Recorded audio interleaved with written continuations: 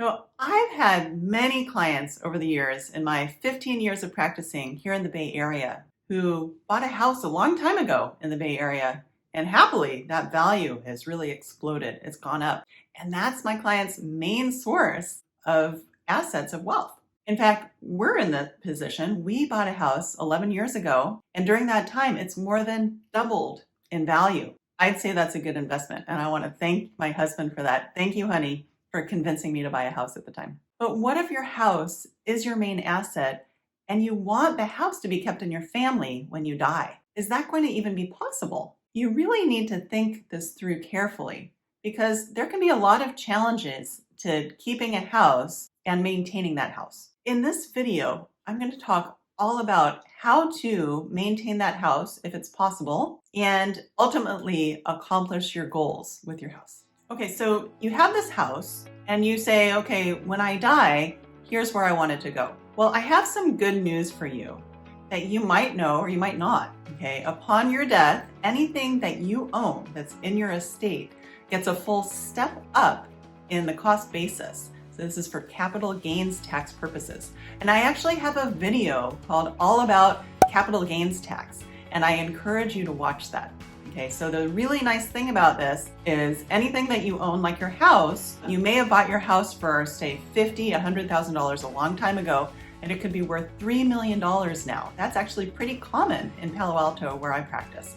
And if you were to sell that house, oh my goodness, you'd pay huge capital gains taxes. But if you wait and you die and then your children inherit that house, they could sell it and there wouldn't be any capital gains tax exposure if they sell it shortly after you die. Isn't that amazing? But you may not want them to sell the house. What are the options of holding on to that house? And there's another tax we should think of, which is not as favorable when you die. All right, that's Proposition 19. And I did a video on Prop 19. This makes it more difficult to transfer a house in California from a parent to a child and retain that low original tax basis. Now, if you do have a child living in the house or they move into the house upon your death, then the first $1 million of reassessment can be forgiven. Anything above that $1 million of increase is reassessed. But that means that maybe they'll inherit the house with a lower tax basis. But let's say in that example where you bought it for $50,000 and now it's worth $3 million, only that first $1 million of reassessment will be forgiven. The next $2 million of reassessment will be imposed. So your kids will be paying like $20,000 a year in property taxes. That's a huge hit. And that's only if they're living there. If they're renting it out, they have to pay the $30,000, the full reassessment amount. Woo! That may not make a rental property look that attractive. Okay, so the first thing to check, I suggest, if you have several kids and you have a lovely house that you want to stay in the family, I'd check with your kids to see if any of them really want to stay and live there and maintain it.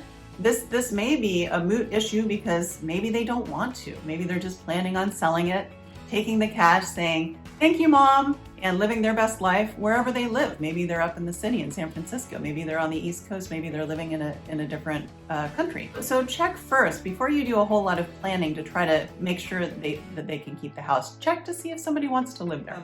Another issue that comes up a lot because we specialize in special needs planning, you might have a disabled child who's lived with you all of their lives and you want them to stay there. And they want to stay there. They feel the most comfortable in that house. It would be so traumatic for them to, have their parent die and for them to have to move out. So how can you keep your child in that house? First, I think you should ask yourself, is it the right choice to keep the child there? Even if they're comfortable now, that might be because you're driving them places, because you're providing everything that they need. If your house is in a more isolated area, they're not able to drive. Is there public transportation located nearby? Will they be too isolated in the house?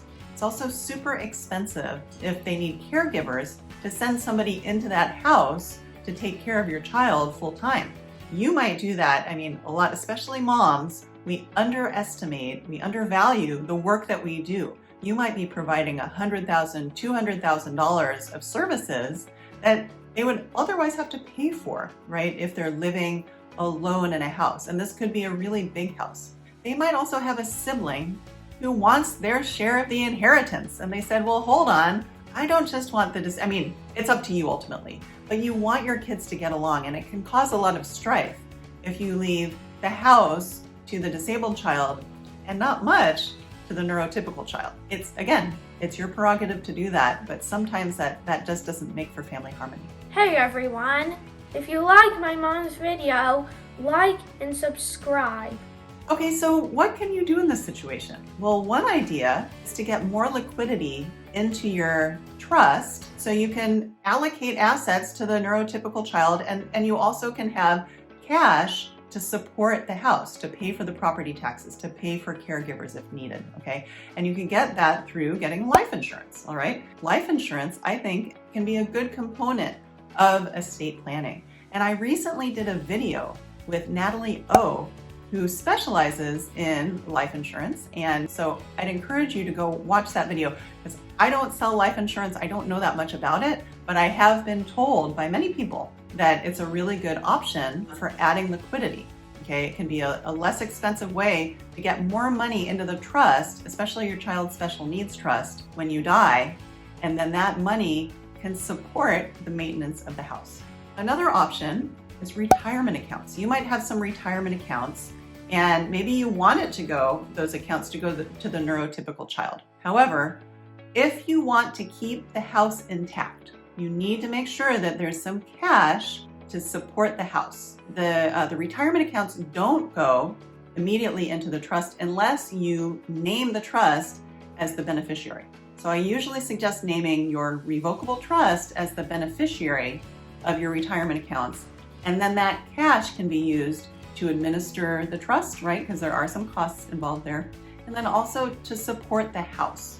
I think you should just sit down and write out all the expenses that come up with your house. I know for us, we recently got a puppy. She's wonderful, 10-month-old husky mix named Rosie. But when she gets anxious and we leave her out in the backyard, she tears up the backyard, all right? More expenses. Who's going to pay for that? Well, we are. But if we were gone and we left our house to our child, the child would have to pay for that. And if that child is not working, if they can't afford that, then who would do that? So that's something else to think about. So with all this in mind, you might be stopping and thinking, maybe I can't afford to keep my child in the house, or maybe it's just not the right situation for them. So what might you do otherwise? Well, I usually suggest starting to look into housing now. Your child can still live at home, but start looking at the different housing options. If your child is a member of the regional center, they might have some housing opportunities that you could look at. There's also nonprofits who have come up with very creative ways to get housing, especially for developmentally disabled individuals.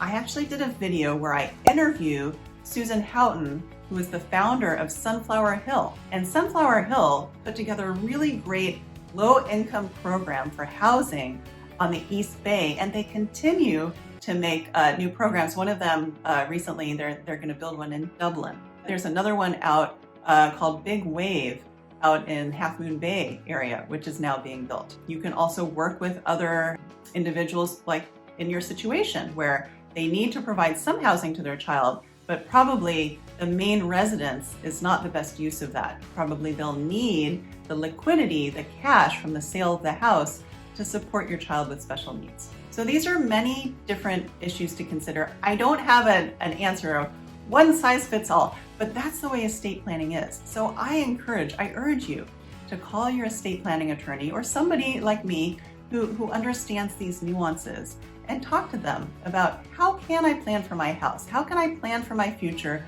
to make sure that my child has appropriate, wonderful housing, and you can even work on the transition of that housing while you're alive so that upon your death, you're already situated in a really good housing scenario. And if you decide, hey, we really do want to keep this housing, you can work with your child's siblings to make sure that everybody supports that choice, and you can figure out a great way financially to support it as well. Thank you, and we'll see you in the next video.